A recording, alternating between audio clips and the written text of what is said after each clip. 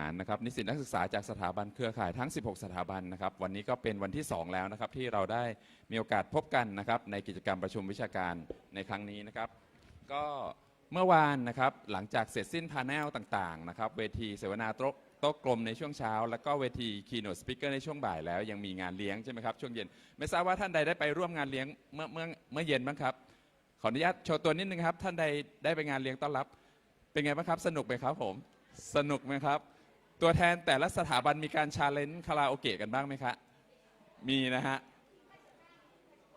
มีทีมผ้าเช็ดหน้าด้วยใช่ไหมครับโอ้โหได้ข่าวมานะฮะไม่ได้อยู่ในเหตุการณ์แต่ว่ารู้สึกว่ามีนะครับโมเมนต์ประทับใจที่หลากหลายนะครับก็ยินดีต้อนรับทุกท่านอีกครั้งนะครับในการเสวนาในวันที่2นะครับในวันนี้เราก็ยังมีกำหนดการที่เข้มข้นเช่นเดิมนะครับในช่วงเช้าจะเป็นช่วงที่เราได้รับเกียรติจากองค์ปาฐกนะครับมาให้ความรู้กับเรานะครับในเซสชั่นเช้าและหลังจากนั้นเราก็จะกระจายตัวไปอีก8พาเนลสุดท้ายของวันนี้นะครับเพื่อที่จะไปเรียนรู้ร่วมกันนะครับไปศึกษาไปดูการนำเสนอผลงานทั้ง8พาเนลนะครับในประเด็นที่ตนเองสนใจนะครับและจากนั้นในช่วงเวลาประมาณบ่ายโมงเราจะกลับมาที่นี่อีกครั้งหนึ่งนะครับเพื่อมาร่วมเวทีเสวนาโต๊ะกลมนะครับและหลังจากเสร็จสิ้นช่วงเสวนาโต๊ะกลมในช่วงบ่ายเราก็จะเข้าสู่การมอบรางวัลนะครับโปสเตอร์พรีเซนเทชันและรางวัลต่างๆนะครับในห้องนี้นะครับก็จะเสร็จสิ้นโครงการในวันนี้นั่นเองนะครับฉะนั้นครับในวันนี้ครับเราจะเห็นว่าท่านองค์ปาฐกของเรานะครับ Keynote Speaker ของเรานะครับได้เตรียมความพร้อมนะครับที่จะให้ความรู้กับพวกเราเรียบร้อยแล้วนะครับและในเช้าวันนี้นะครับเราจะมีการถ่ายทอดไปทาง Facebook Live นะครับไปที่เพจภาควิชาสังคมวิทยาและมนุษยวิทยานะครับแล้วก็เพจคณะสังคมศาสตร์มนเรศวรนะครับสามารถที่จะนะครับขอความรู้เครือข่ายนะครับช่วยกันแชร์ไปให้เพื่อนๆที่สนใจนะครับคณาจารย์ที่สนใจเนี่ยมาร่วมรับฟังนะครับมาร่วมศึกษาร่วมกันกับพวกเราได้ในวันนี้นะครับฉะนั้นในโอกาสแรกนี้นะครับขอเรียนนำทุกท่านนะครับเข้าสู่กำหนดการบรรยายในหัวข้อ Is there a compass in the face of systematic uncertainties at the interface of individual, local and global scales นะครับซึ่งวันนี้เราได้รับเกียรติจากดร.กาเบรียล ฟากาวครับท่านเป็นรองผู้อำนวยการสถาบันวิจัยด้านเอเชียตะวันออกเฉียงใต้นะครับร่วมสมัยประจำประเทศไทยหรือยูราเซกนะครับและในช่วงเช้าวันนี้ครับเราได้รับเกียรติจากท่านดร.ปัทมนันท์นะครับปุณเสรีพิพัฒน์ท่านเป็นอาจารย์ประจำภาควิชาสังคมวิทยาและมนุษยวิทยาคณะสังคมศาสตร์มนเรศวรครับท่านจะให้เกียรติมาเป็นผู้ดำเนินรายการในช่วงเช้าฉะนั้นในโอกาสนี้ผมขอมอบเวทีให้ท่านอาจารย์ปัทมนันท์ครับขอเรียนเชิญครับ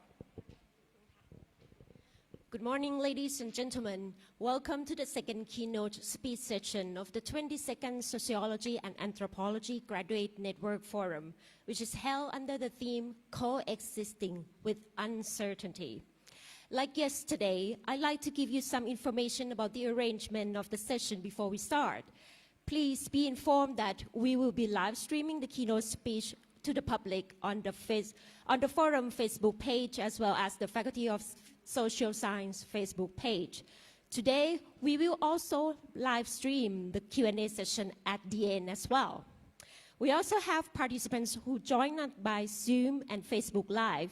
If online participants have any question or comment, please leave them in the Zoom chat box or Facebook comment section. Dr. Busarin here will help deliver the question from online.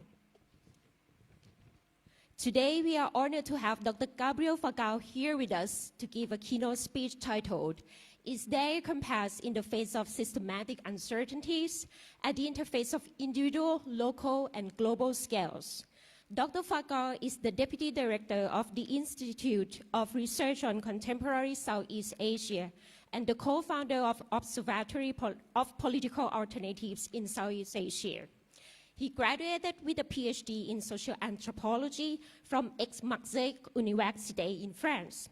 Dr. Fagao's area of research include political anthropology, anthropology of martial arts, geopolitics, and political movement. His fieldwork is in Southeast Asian countries, especially in Indonesia. His recent publications include a 2022 article titled Biopolitics of Vulnerability, the Regionalist Martial Arts Groups in Southeast Asia. He also co-edited the 2023 Palgrave Handbook of Political Norm Dynamics in Southeast Asia. Now it's time for me to give the floor to our keynote speaker. Please welcome Dr. Gabriel Fagal.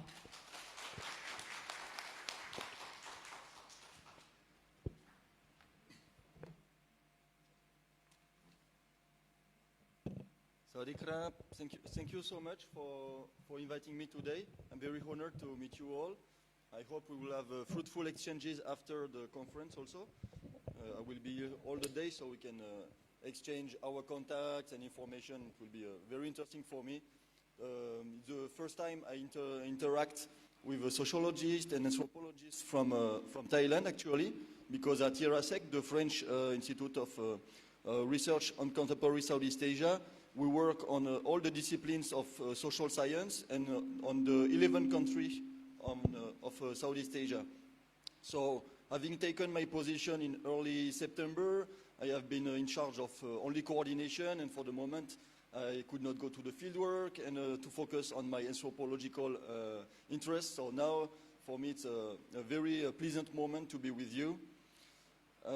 Just a short word about IRASEC. We are based in Bangkok, but we are under the tutelary of the French Ministry of Foreign Affairs and the National Committee for Scientific Research, CNRS. So we have two missions. The first one is scientific research and coordination. We have 20 research associates coming to our center, but they can be based all across the world and mainly in Southeast Asia and Europe. Our second task is representation, diplomatic representation as well. Okay, so I will talk to you about uncertainty today. I just explain you that I'm not a specialist of this topic, but of course in anthropology we are always, or at least often, confronted to the theme of uncertainty. It is a complex a concept that receives little attention in the social sciences, yet human existence must constantly deal with the unexpected, with adversity, with error. And according to a French anthropologist who has published a book several years ago, his name is Laurent Doucet, uncertainty offers the possibility of grasping the most fundamental representations and values of the social fabric insofar as these emerge from the dialogic elicitation of problems and solutions. What is elicitation? According to Doucet, elicitation occurs when there is a meta-language, a discourse on discourses. For him, it's important when analyzing uncertainty to pay attention to the ways in which elicitations resolve the apparent incongruities between practices on the one hand and meta-discourses on about the way things ought to be on the second hand. Yet, while the scientific community clearly diagnoses the ills of our time, we are far from consensus regarding the interpretation of this diagnosis by the population, by the public authorities, by private actors and international organizations. What are the certainties we have for which the meta-discourse is disseminated by the mainstream media and taken up by decision makers make solutions uncertain or even risky?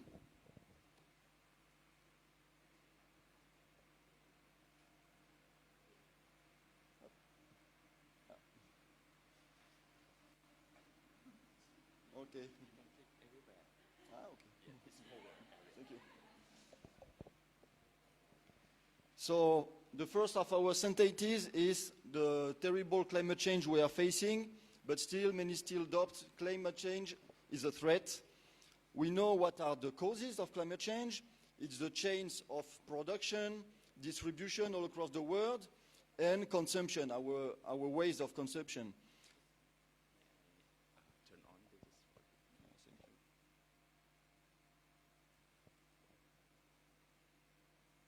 Perfect.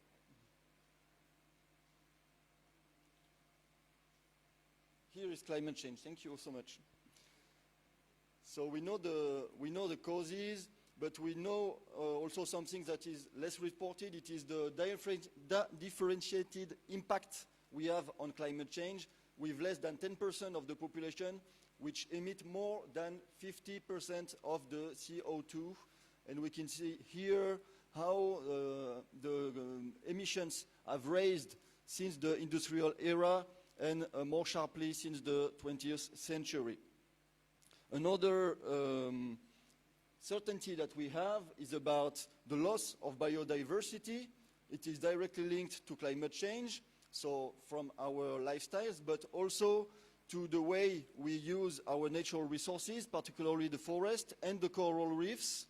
We cut every 6 seconds 1 football pitch of primary rainforest, and since 1970, almost now the figures are more than 68, there are more than 70% of biodiversity which have been lost.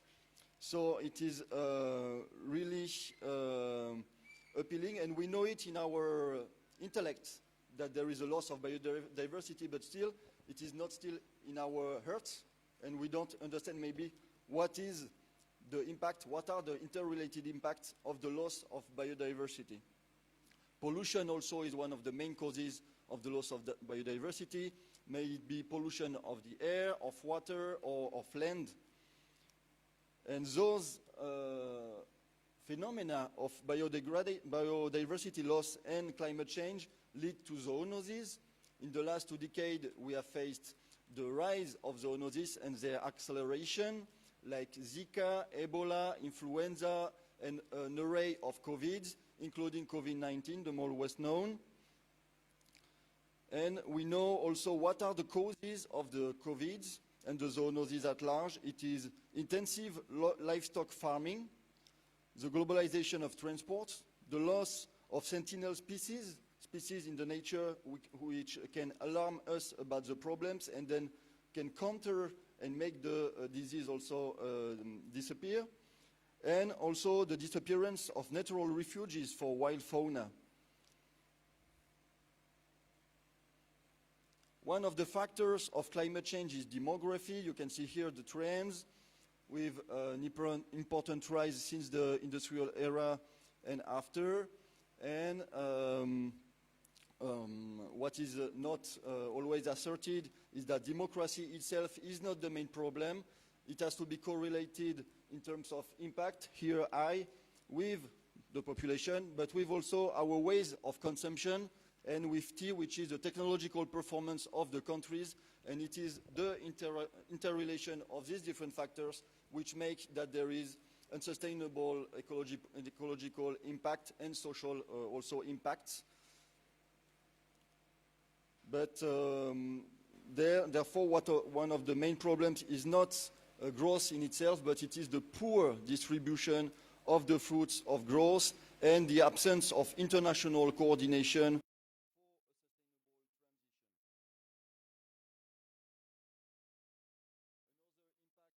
Society and environment at large is inequality. You can see here Southeast Asia in the second range, South and Southeast Asia, where we can see that the bottom 50% only capture around 4 or 5% of the total waste produced by their countries, whereas more than almost 70% of the 10% capture top 10% capture 70% of the growth. So we can see here how it is inequality distributed with a small middle class in comparison, for instance, to Europe, but the standards in the other parts of the world are quite equivalent.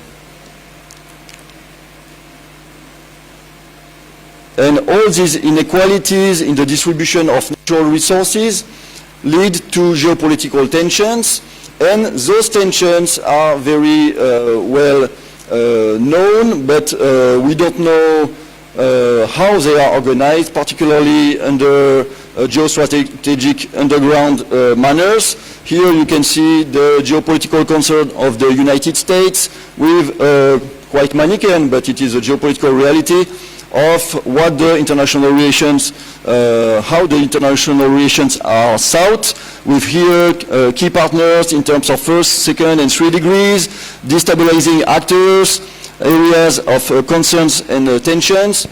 The resources here are one of the main drivers of the tensions and of war in certain cases, but also the geopolitical positions in terms of the struggle against China. You know it better than me, maybe. and also the possibilities of circulations of ships across the oceans in the Indo-Pacific are the main factors. And also, besides resources like gas and oil, there is a need for the big countries to access the markets of Southeast Asia being one of the main regions of the world in terms of growth those last decades. Intensification of the competition is also visible in the economic sphere, and maybe it is one of the main drivers. Profits grow into shareholders' pockets, and the use of tax havens remains widespread despite the cascade of scandals in recent years. Let's mention the Lux leaks, Swiss leaks, Panama Papers, Paradise Papers, Football leaks, Pandora Papers, etc. There are a lot of scandals, but still there are less efforts to address the situation. The sheer size of the banking sector also poses enormous risks. 30 banks worldwide are considered as systemic, which means that the failure of one of them could trigger a global financial crisis. Governments are held hostage in this situation because to avoid an economic cataclysm, they have no choice but to bail out those banks when they get into trouble by socializing, is the term, the losses of the banks, as they did during the 2008 financial crisis. Socializing means that the public bank, the national banks, will fund the private banks in order they don't fail. During COVID-19, the states used public funds to guarantee almost all the loans granted by the banks to companies. The banks therefore earned interest while transferring the risks to the state. There is a term for that. It is credit.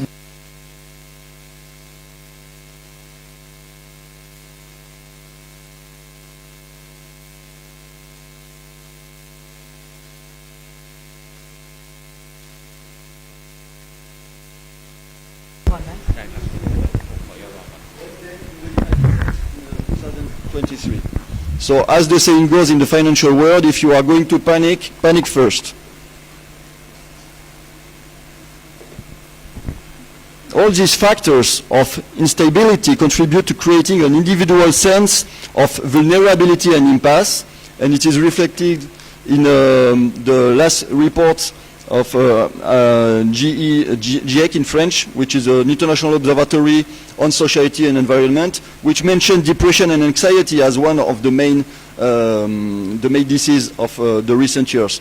After the pandemic, 86 million people in Southeast Asia, which is equivalent to 12.5% of the population, suffered from depression or anxiety. Graduate students report anxiety and depression at rates 6 times that of the general population, not only in Southeast Asia but worldwide. One of the articles of the famous journal Nature reports this quote: "They get you to torture yourself by making this work part of your identity." Because social science and science at large are often represented by the wide public, but also by the institutions in charge of science as something that has to be correlated to a vocation, to a sacrifice for the sake of the love of science. So it is not considered always as a work. It is because many of our tasks are not visible and not valorized by the system, and it is why one of the factors of anxiety among scholars, and particularly young scholars, which have to often be indebted to follow their studies, and after that they have no certainty at all that they will get any job. One of the systemic or paradigmatic factors leading to anxiety is social acceleration. It is linked to the digitalization of our exchanges, of the increasing of our transport modes. It is linked more widely to a loss of sensibility and meaning. I will talk later about that. A loss of meaning about what is our work, designed for what are the objectives of our tasks, because there has been an increasing fragmentation and specialization, an over-specialization of our work, with the creation of what David Graeber, passed away, has categorized as bullshit jobs. There is also marginalization of social work in comparison to the time where welfare state were still prosperous, when the works about care were still valued. Now all these kind of care works are not valued and paid enough anymore. And this is maybe a cultural interpretation, but some scientists report that in Asia, particularly, depression and anxiety are underreported and underexpressed by people, and particularly by workers and scholars, because of cultural maybe means, but also because of the fear of being marginalized, particularly from academia or from their work by the employers. So in front of all these very alarming and maybe depressing phenomena, what are the scenarios that we can view for the next years, the next decades? First, we know that even if we radically change our consumption mode, our lifestyles, the warming cycle we have set in motion will continue to produce negative effects. Some parts of the world will become uninhabitable, which is already the case in many countries for several months in the year. Massive migration will intensify in link to rising waters, to droughts, to floods, to disease as well. I mentioned zoonoses. Here you can see that the countries in blue in the top of the image are those who pollute the less, but still when we see the bottom, they will be and they are impacted the most by climate change. So there is also this unevenness in the impacts of climate change and biodiversity degradation. Regarding biodiversity, it is quite the same trend. We know that a total change of our production consumption system plus truly planned conservation efforts would not even allow us to return to our 1990 levels, even in 100 years' time. On the other hand, the current regime is leading to an alarming acceleration in biodegradation with huge problems for pollination, for the proliferation of disease and invasive species, and for genetic problems affecting particularly babies with malformation, disabilities, loss of fertility also for women and for males. And all these factors lead to another acceleration of climate change in link to the loss of forest cover and coral reefs. Another major problem of our extractive model is the depletion of natural resources, particularly mineral resources, with some of the metals and hydrocarbons present in most of the objects around us, and particularly technological artifacts like iPhones and computers.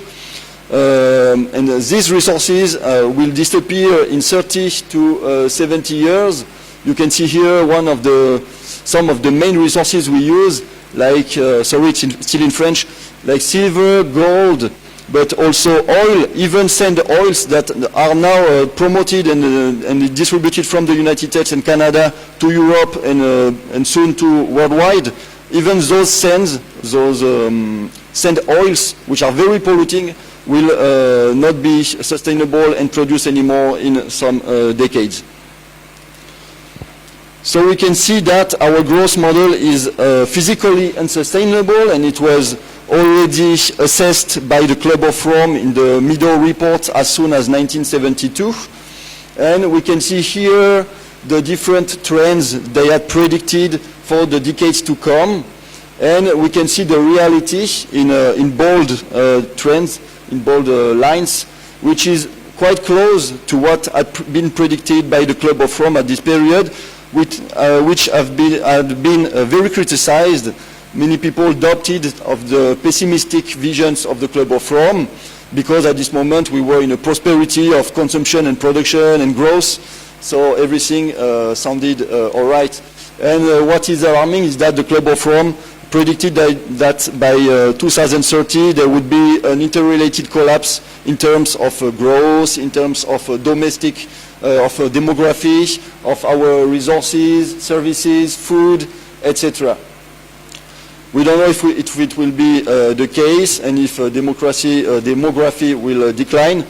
But what we know is that there are asymmetrical effects of the situation, sharp inequalities on the effects, and it was not addressed by the Club of Rome, and it is one of the reasons why they were criticized also, because they did not point the differentiated responsibility toward the trends we are enduring now.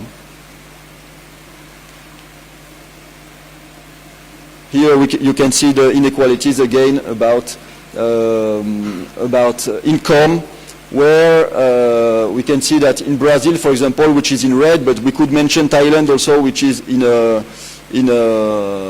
orange, that people earn dozens of times more than the others. So these have impact on the capacity of the population to change their lifestyles and therefore to engage in a sustainable transition. What are the reactions in front of those different phenomena?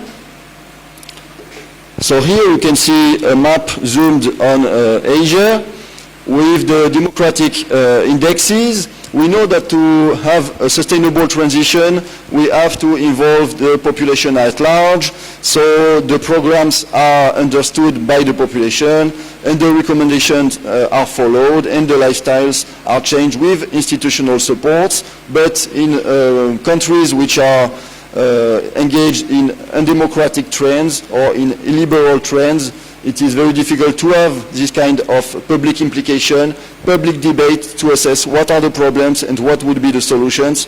So there is not always a correlation between the nature of a political regime and sustainable development, but in terms of how these kind of sustainable practices can be implemented within the population, there is a particular direct correlation. And one of the other problem posed by flawed democracies or authoritarian regimes, you can see, by the way, the position of the countries, and Thailand is in the 97th position last year. Yes, one of the factors also is that the fact that those regimes are ruled by monarchs, by political dynasties, by oligarchies, and therefore the systems in place benefit first of all to the very rich, the 0.1% of the population, who target monopolies, accumulation of resources in the media, in economy, in political niches. And during COVID-19, this portion of the global population has exploded in terms of enrichment. It's particularly the case in France, where billionaires have more than tripled their wealth. So we know where is the money. You can see here that for last year we have $14 trillion for the billionaires in the world. And for France, for example, to have a sustainable transition, which means very deep structural changes, different modes of consumption, of power generation, so a very big agenda for the decades to come. We only need 200 billion of dollars. So with this money, you could do the sustainable transition for the decades to come for 70 times France.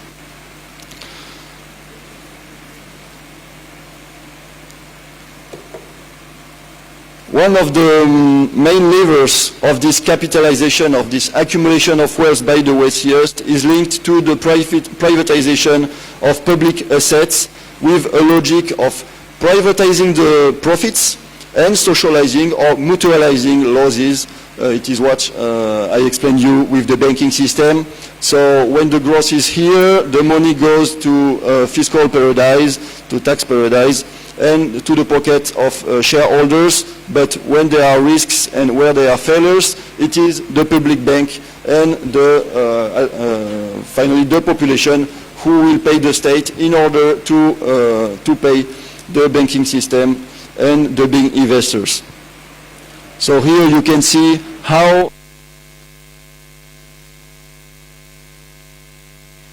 of the public wealth and an incredible rise of private wealth.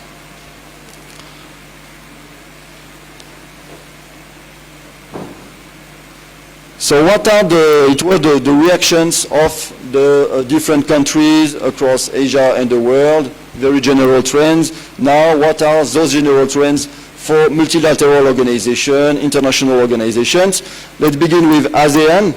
ASEAN's own working group on climate change has acknowledged that natural disasters like heat waves, drought, floods, tropical cyclones are increasing in their intensity and frequency, and we can see it very concretely with here in Thailand the records for warmth of climate this year and last year as well.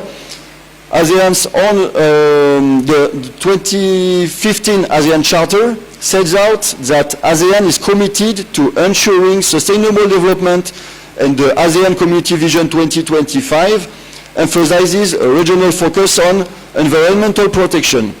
It targets the adaptation and response to climate change. But United Nations Review of Progress assesses that Southeast Asian countries are not on track to meet any of the 17 Sustainable Development Goals by 2030. The main reasons are the same that lead to incapacity to address geopolitical problems like, for example, with Myanmar.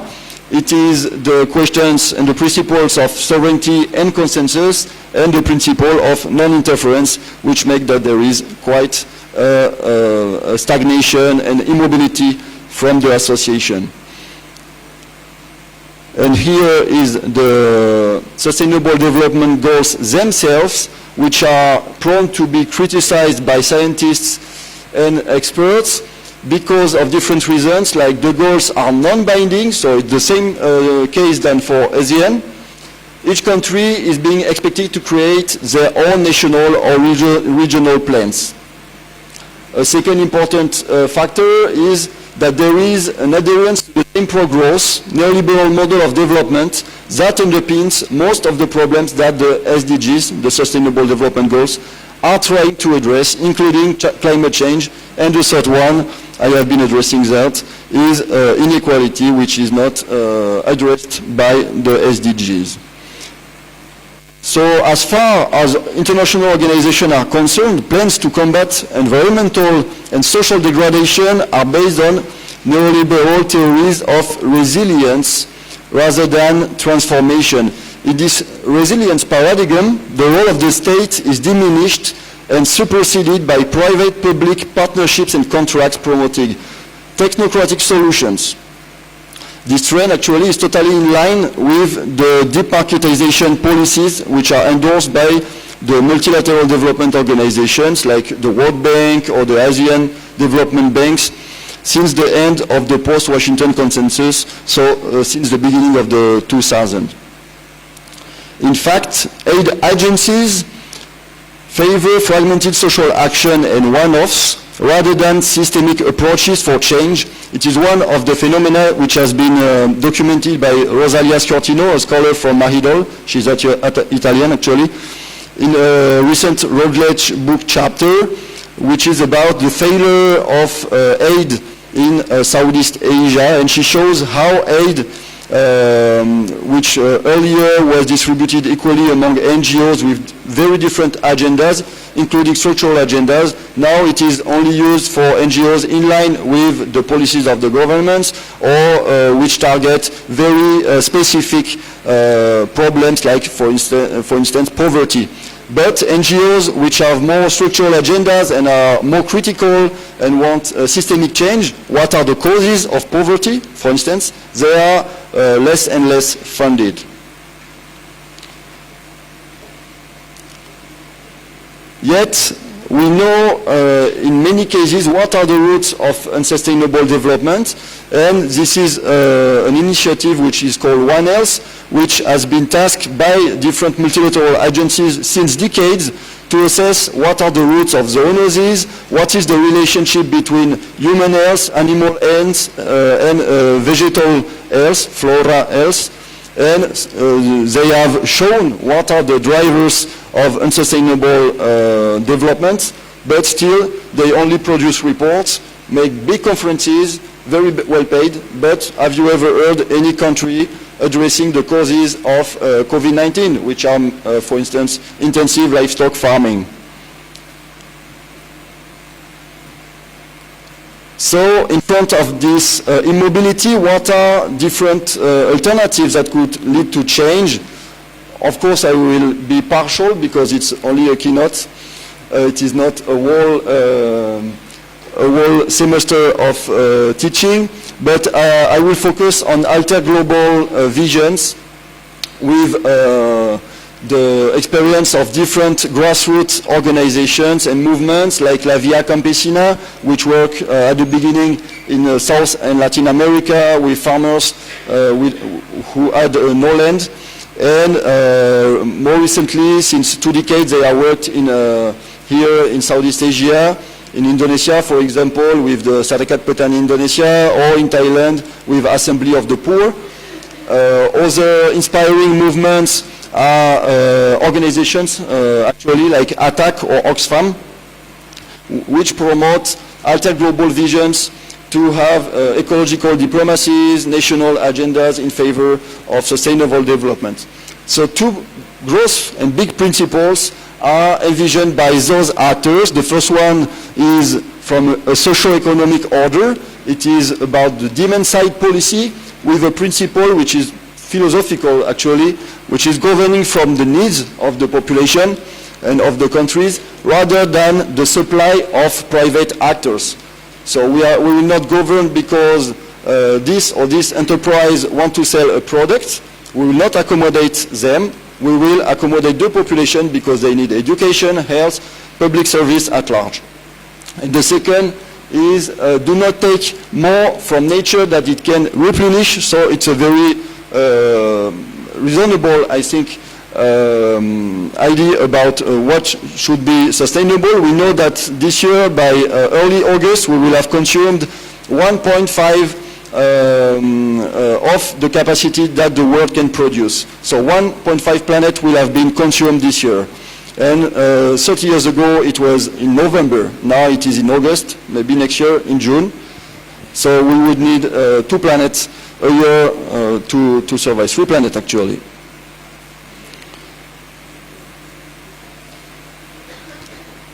So, which is interesting with those organizations, they do not only talk about very gross and big paradigm in principle, but they discuss with dozens of factors of civil society, of government, of NGOs, to reflect on how concretely, with a specific time frame and a specific budget, we can do systemic changes. I cannot enter into details, so I will only give you general ideas. But there are some websites where you can find dozens of booklets about what they would do if they would be in charge of French government, for instance, in terms of transportation, 30 pages, in terms of education, 60 pages, and so on. So it is very well and deeply thought. Here are the main frame. So the first idea is to create a shock of demand in 3 sectors, which are economy, ecology, and the social sector. And with the principle I explained to you earlier, the first one is meeting needs. So to meet needs, we should have to create job. How to create job? By reducing the working hours, reducing the age of retirement, and to increase holidays. So I think everything is nice for us also. Where should we invest in public services which are used by everyone every day, so health, education, transport, justice, etc. And how to boost popular consumption and to pay for those services by increased wages. And also by increasing the pensions for people retired. So the people are better employed, they are better paid, and automatically they consume better. Often in policy recommendation, we are told to consume more organic and healthy products, but it is more expensive, so it is a way to do it more democratically. And what kind of goods do we consume? Goods which are produced through an ecological planning. Here are some of the key features of this planning, with a progressive transition toward the exit of fossil and nuclear power production, the renovation of public and private facilities. The private, I mean the household facilities. And therefore, if we engage in this massive investment, automatically the state will do a lot of comments toward public and private enterprises. So the enterprises will know, because it is planned for decades, what they have to produce. And now it is one also of the problems, including for the private sector, it is that with the free trade agreements and neoliberal policies, we don't know what will be needed by the population in 2 years, because we are all competing each other. So it is an insecurity actually for the private sector, for some segments of the private sector actually. Here they will be securized because there is a planification. Here are the same concepts, and just the word to be bold here is a virtual circle on the production, consumption, and planification. So it was about processes. Here is about mechanisms, particularly about democratic mechanisms, with all the policies emerging from the grassroots, from the needs. So it is at the local level, at the level of the municipalities and the districts, that citizens' assembly can draw out what they need, because they know the context. And I think that for us as anthropologists, it's also a very appealing model, because our role as intercultural translators would be very welcome in this kind of transition.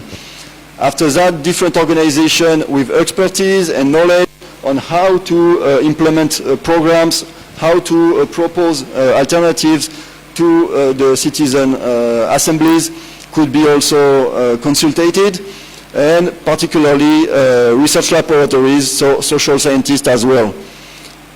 After that, there is a drawing of the plan, a transcription into law, a debate by the parliament, an implementation from the government and public operators, and an evaluation and monitoring, and a coordination at the center by a green planning advisory board.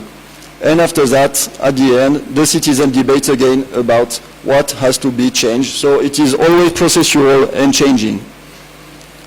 Here are more institutional schemes, how in the government could the decisions could be taken after they have circulated among the whole circle I have presented to you. And it is at the national scales. And there are also ideas at the international level, particularly with an ecological diplomacy. I will just present two possible teams of, that are sought by the Alta Global actors. The first one is space, and the second one is sea. What is interesting in this model is that the Alta Global actors are also influenced by the cosmologies and by the ideas of grassroots movements which are non-Western, which are from the South, particularly the idea of commoning.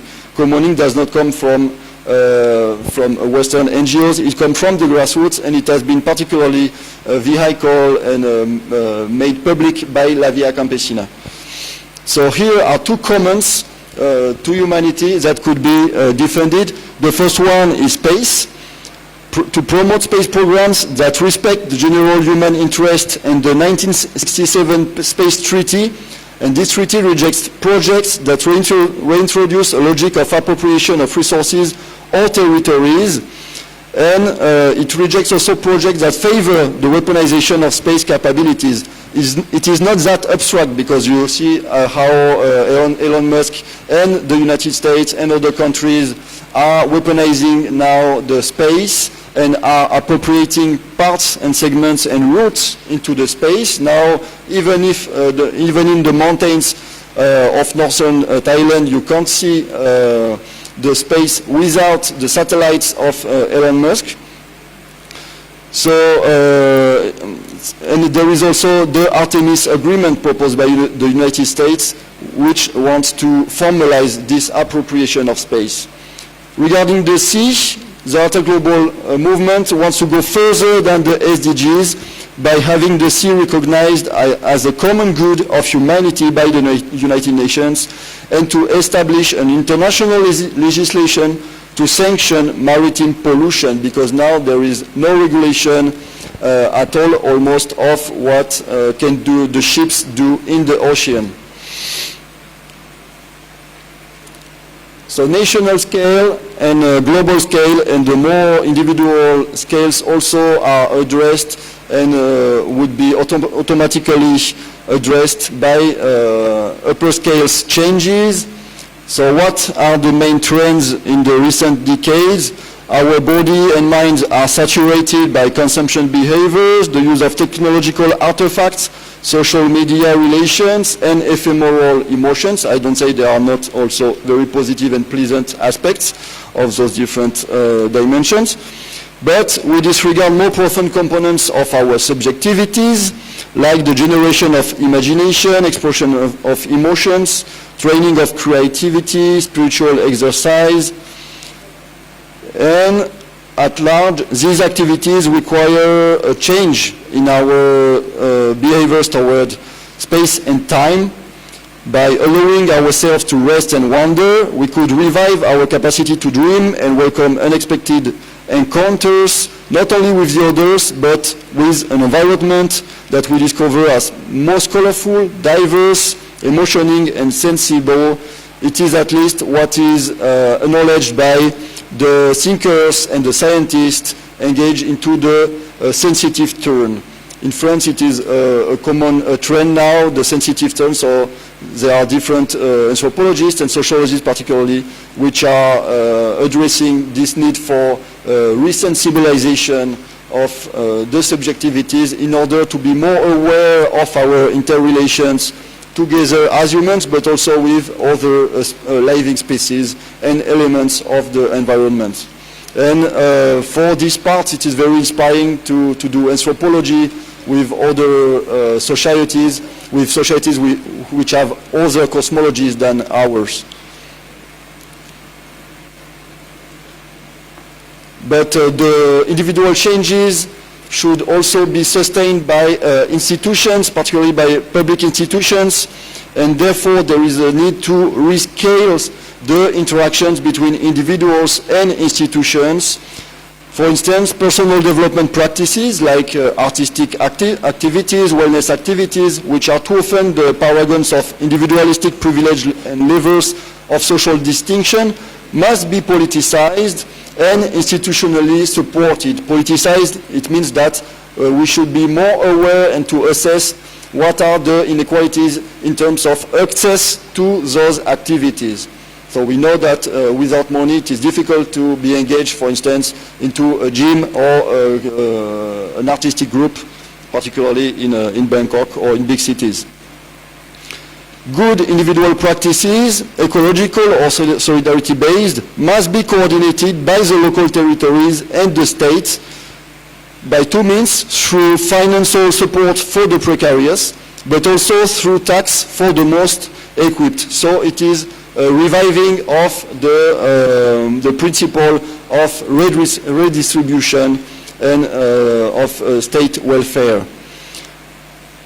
Then the time which has been given by the individuals to the collective must be equally reshared with the individuals. Here we can see how we have worked more and more and produced more and more, and how since the 1980s there has been a decoupling of our productivity and the compensation we get from this productivity. So you can see here that there has been a decoupling in other terms between work and capital.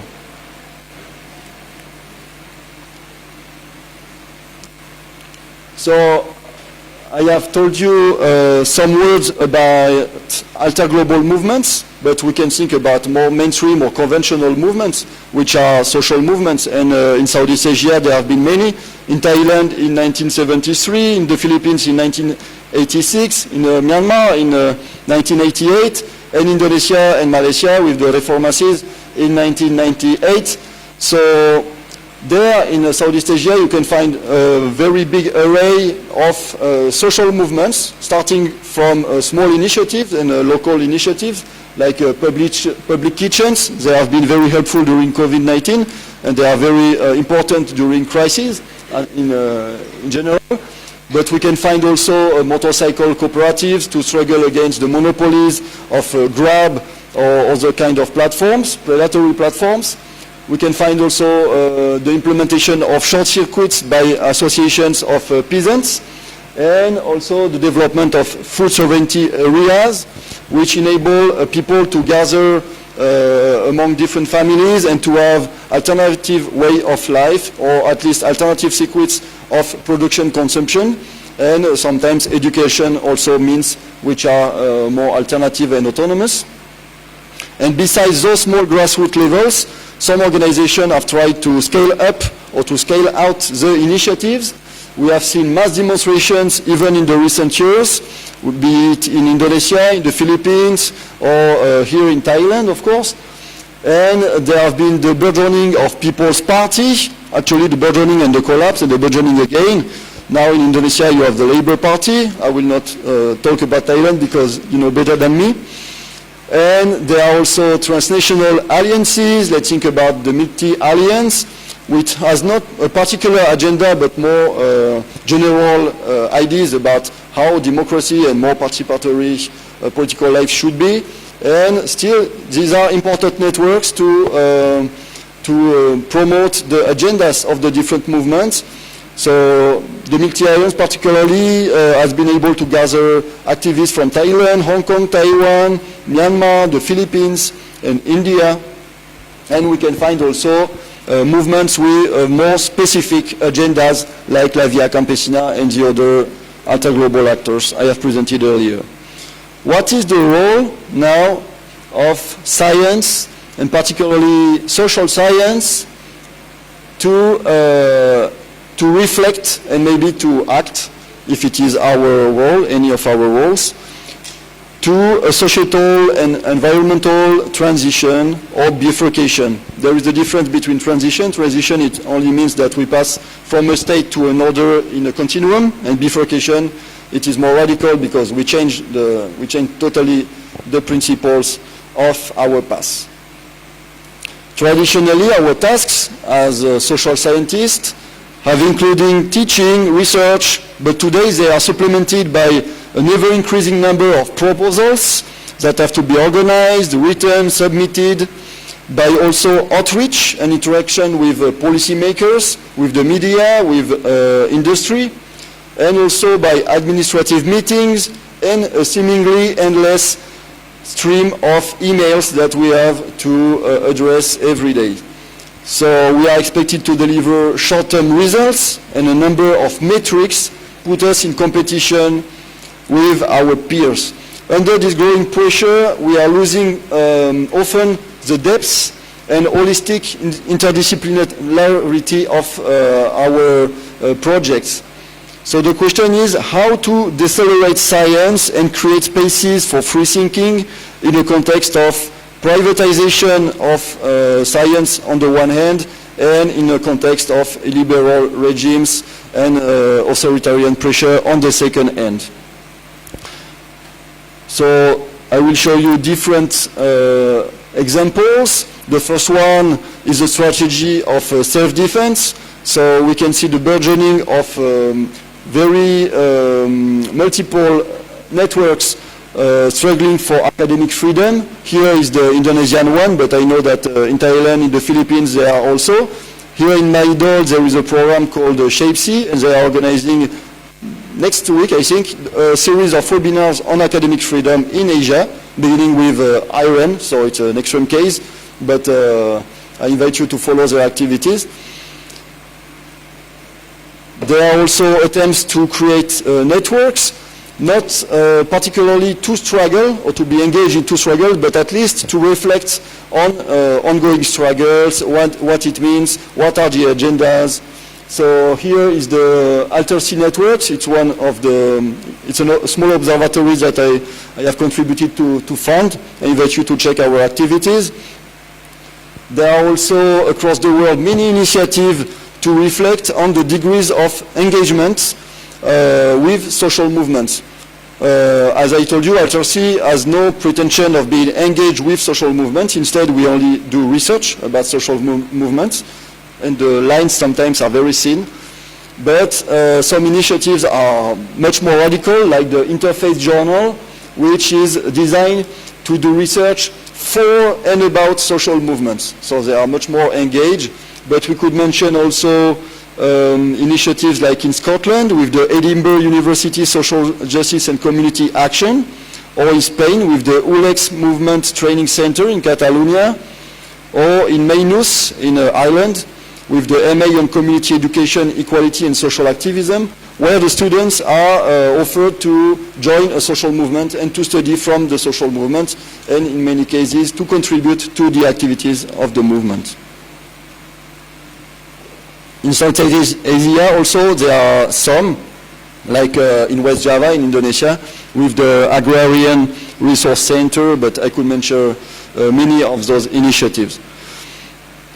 So there are different strategies to develop social projects with positive and virtuous social and environmental impacts.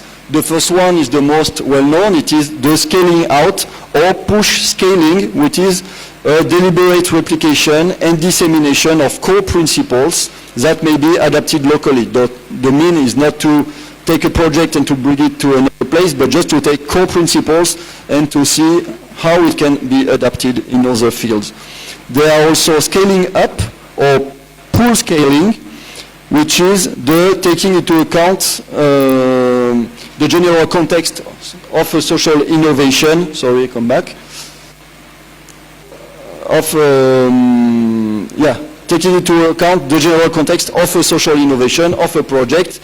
So the general context is political economy, governance, infrastructure, and the promoters of the scaling up want to lead to political and legal change and to the institutionalization, in brief, of the project.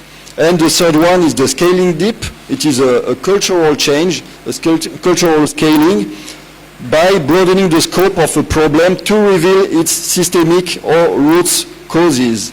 Example, I mentioned it earlier, it is to pass from addressing hungriness to how to produce food which is good for all. So it's not addressing the consequences of a phenomena, but trying to solve the causes of a phenomena. Intersecting these scales can be done through multi-stakeholder, cross-sectoral platforms which gather scientists, the general public, practitioners, NGOs, political decision makers, organic intellectuals. We can all together interact in a variety of ways at different stages of the scaling. And it is why in the Alter-C Observatory we promote this cross-sectoral approach, which for me is a key component of a possible transition. So not to exclude the public decision makers nor the private actors from the discussion, but to try to understand what they want and not to go in their way if we don't want, but at least to understand what all the actors are doing and what does it mean for them to address a particular notion like state, which has not the same meaning for all those different actors. So to address this multi-scale and also this cross-sectoral approach, there has been the development of co-production knowledge, or co-creation or co-generation of knowledge, or participatory approach. It has several names according to the movements. And through this co-generation of knowledge paradigm, there is a diversity of approaches and visions to struggle against socio-ecological degradation. We can mention here the Chiang Mai University RCSD Taiban research. Yesterday I was at a conference with them, and they reflected on this approach. It was interesting to hear Ajahn Chayan, the founder of this approach, to explain how he developed the approach together with Assembly of the Poor, so together with a grassroots movement. So there is an exchange of theories and methods between the social movement and scientists. And it enables to have more accepted projects by the community. The community can appropriate the project, and therefore it is more sustainable because in the long term they will implement the project by themselves. There is a similar approach in the Philippines. It is not well known here, and it is almost only widespread in the Philippines, even if they are trying to go more international, and it is also with this participatory action research approach. So they work here more with urban communities, whereas the Taiban research, at the beginning it was about dams and peasants. Now they are working also on organic agriculture. What is interesting in terms of collaboration and a participatory approach with the local communities, it is not only to share good practices and to implement the programs through a collaborative means, but it is to share our visions about how the world is constituted. It is what I addressed before earlier. It is about the cosmological conceptions that every one of us have. And for that, the promoters of the co-production approach are also promoters of the ontological turn, which is how to understand the different ways of envisioning the interrelation between humans and with the other elements of the living. And something that is not often addressed is not only the different conceptions of the constitutive parts of the world through this ontological term, but it is also the political dimension of those different visions of the world. Many times we will think about an ontology as something which is totally apolitic, but indeed it is very political, because when we have different visions of the world, we don't understand what is the state, what is heritage, what are gender and hierarchy relations made from, and what we should do to change those kind of relations. So it has been termed as cosmopolitics.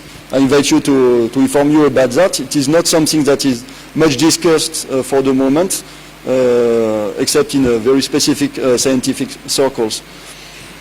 So I will close my too long maybe keynote address by stating Mary Douglas and Aaron Wildavsky. Sorry. An acceptable risk is a matter of judgment, and nowadays judgments differ. Standing inside our own culture, we can only look at our predicaments through culturally fabricated lens. Therefore, and these are my words, if judgments about what is or is not a danger are socially selected, it is crucial to share perceptions, analyses, and strategies like the scaling strategies I addressed, with a diversity of people with different ontologies and modes of action. This diversity contributes to generating multi-scale knowledge about the roots of uncertainty and to imagining more certain futures, or at least more solid ways of addressing those uncertainties. Okay, thank you so much for your attention, your kind attention. I hope it was interesting to you. Thank you so much.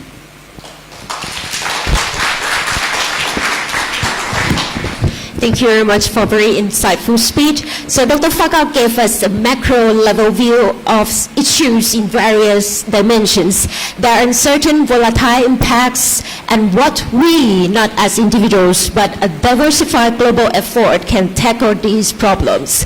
So I will now open the floor for questions and comment. So please tell us your name and your affiliation before asking. Thank you. Anyone? ครับท่านใดมีประเด็นแลกเปลี่ยนยกมือเลยครับเดี๋ยวผมจะนำไมค์ไปให้นะครับ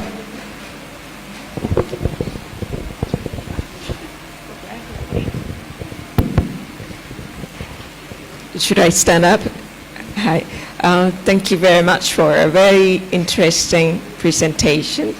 I am actually a farmer, but I'm here because of some of the issues that I would like to find out. I'm not going to give you a kind of questioning whatever you presented here, but I would like to hear more of your suggestion.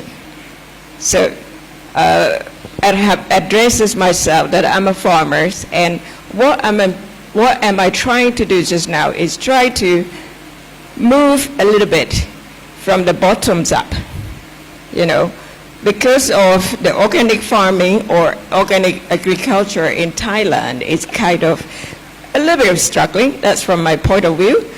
And then basically, when I try to help the farmers or whoever that practice in this term to understand more why we need to do something with the food safety and then make it more sustainable.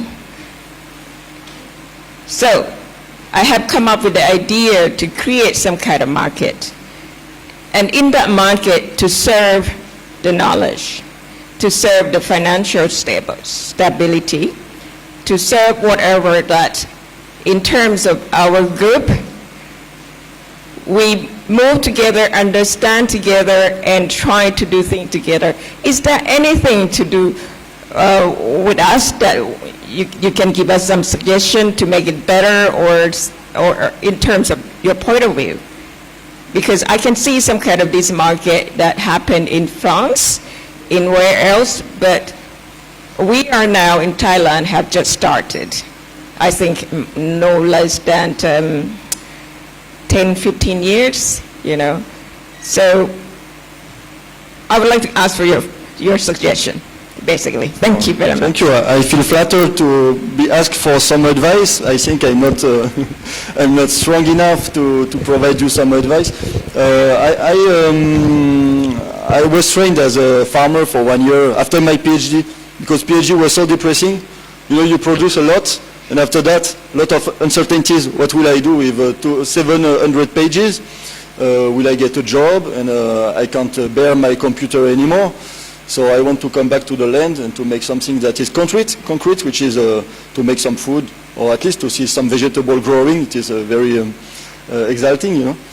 So I went in a specific training for organic farming for 1 year. And it was interesting to see the struggle, actually it's always a struggle, between peasants with conventional practices and other one with more alternative practices. And many of them were not beginners. I met with farmers which were there for generations. One was here for 12 generations, and they were the inheritors of this kind of farmers dynasty, and they had a lot of knowledge on how to make something respectful of the environment and adapted to the specific environment. It was interesting to have their feedback about struggles occurring since the 1970s, actually. But I could not provide you any advice, except that they had a lot of difficulties, and sometimes they closed them from the others because they wanted to preserve the forces, their willingness to produce and to be autonomous, and sometimes they had to be engaged into networks, national ones and international ones, to be stronger. So they adapted to the political situations to make their way of life more visible and possible.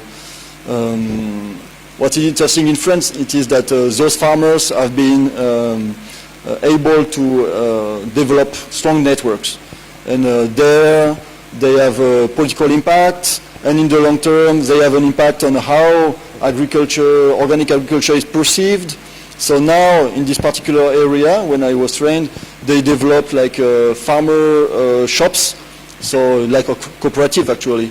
And it is very much appreciated by the local population because it is locally produced by people who they know because they live in the same village.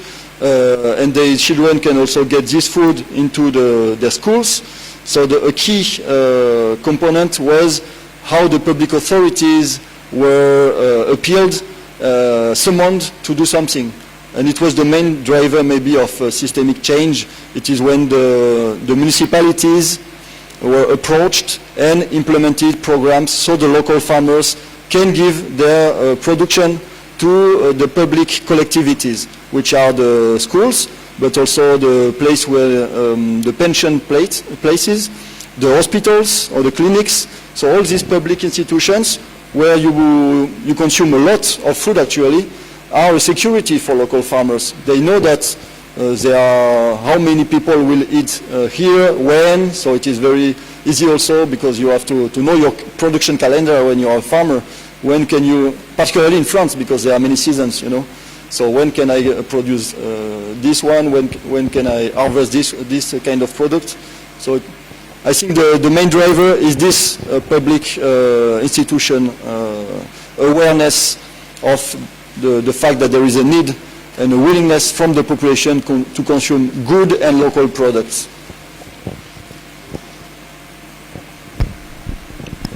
So individual good practices are right, but public institutional support is very important. Any more question นิสิตนักศึกษาที่อยากถามคำถามแต่ว่าเป็นภาษาไทยเดี๋ยวอาจารย์ช่วยแปลให้ได้นะคะครับยกมือได้ครับเดี๋ยวผมเดินไมค์ไปให้นะครับมีประเด็นสอบถามแลกเปลี่ยนไหมครับผม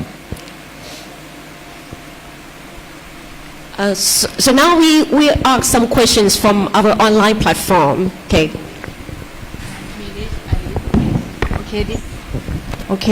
This coming from online platform Facebook. So the question is some world problems that you raise like depletion of natural environment and poverty. The way to solve this problem tend to go into different directions. Like we need to exploit more natural resources to improve the life of the poor. How do you see the way out of these kind of problems? When you solve one problem, it can affect negatively on the other problems. Sorry, the question is not that clear for me. I will read it. Okay, you can read. Yes, some problems that you raise, like depletion of natural environment and poverty, the way to solve the problems tend to go into different directions. Like we need to exploit more natural resources to improve the lives of the poor. How do you see the way of these kind of problems? When you solve one problem, it can affect negatively on the other problems. Yes, it is very interesting. Of course, it is the fact that the neoliberal model has long-term negative impacts, but it has maybe short-term positive impacts in terms of food production, in terms of the circulation of goods, in terms of quick supply. So it is, of course, one of the main arguments of people who are engaged in this model. But I think a more virtuous model has also short-term positive impacts, and particularly the organic farming. You can produce almost the same quantity. Maybe you just lose 15% of the quantity you would produce with conventional means, but still you have a good productivity, and it has a long-term positive impact. So I think there is no contradiction between having a virtuous system of production, distribution, consumption, and to address the needs of the global populations. I just took the example of food, but I think for energy, the same case. We have multiple technologies to have sustainable energies, and if we do a progressive transition, let's say in 30 or 50 years, it is totally feasible. So I'm not telling you that tomorrow we have to stop all the nuclear power plants, but a progressive transition is feasible, economically speaking and materially speaking. The problem is only the political will and the fact that the local population is not well informed about the possible, all the alternative models.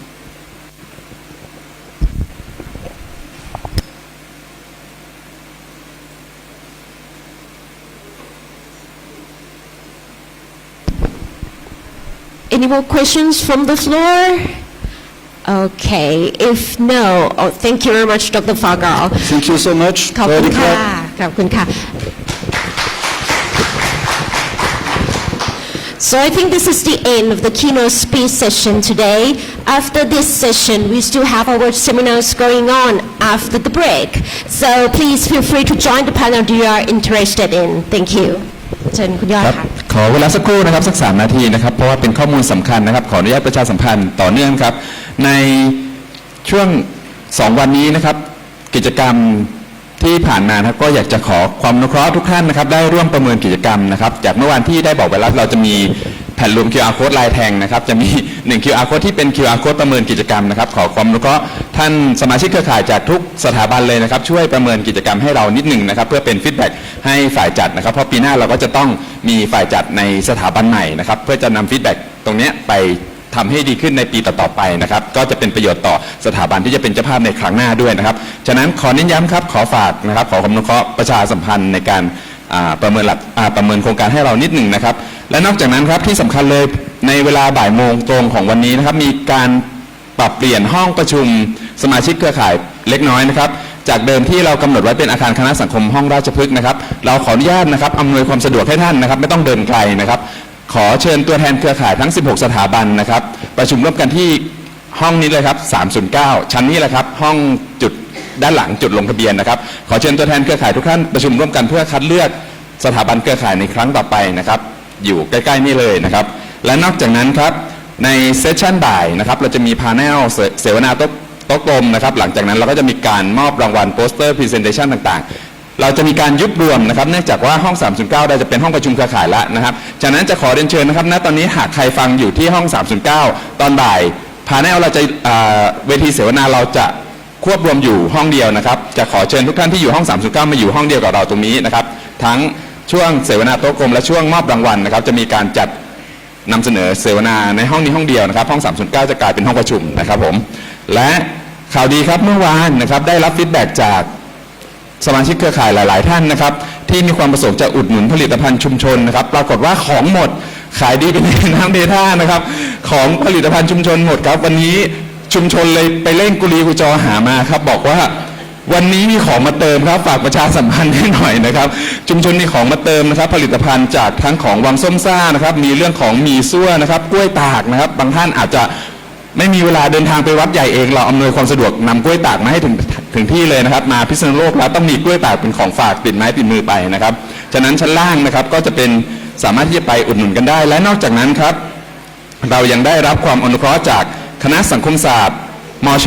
นะครับท่านได้ให้ความอนุเคราะห์นำวารสารสังคมศาสตร์วารสารวิชาการฉบับล่าสุดของคณะนะครับมาแจกให้แก่ผู้สนใจนะครับบริเวณบูธชั้น1ของอาคารแห่งนี้ด้วยนะครับซึ่งธีมของวารสารฉบับล่าสุดเนี่ยตรงกับธีมของงานนี้พอดีเลยนะครับเป็นธีมภาวะความไม่แน่นอนการดำรงอยู่ในห้วงเปลี่ยนผ่านสังคมไทยน่าสนใจมากนะครับเชิญไปนะครับรับกันได้นะครับที่บริเวณบูธชั้น1นะครับแล้วก็จุดอาหารว่างอาหารกลางวันก็จุดเดิมเลยนะครับชั้น1นะครับฉะนั้นในช่วงนี้ขอรบกวนเวลาทุกท่านแค่นี้นะครับพบกันอีกทีในช่วงบ่ายนะครับสามารถที่จะช่วงนี้สามารถกระจายตามแพนเนลที่สนใจได้เลยครับขอบคุณมากครับ